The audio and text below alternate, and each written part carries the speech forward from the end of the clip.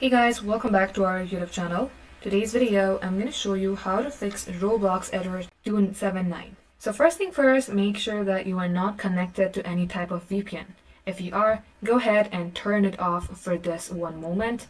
And once the Roblox opens up, you may go ahead and turn it on again. For the next step, if you have been launching your Roblox, close this. Also close this from this drop-down menu. If you see Roblox, right-click onto it and then select Quit. Now for the next step, come below at the search bar, then type in Network. Select Open, you will see Network Reset.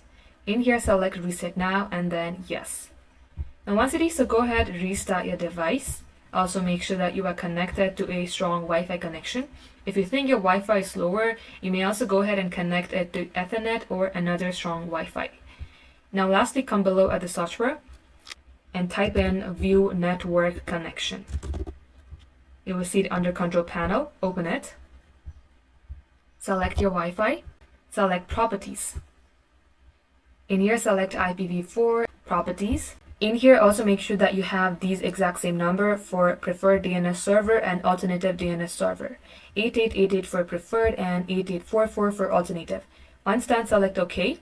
Go ahead, restart your device and this shall fix the problem.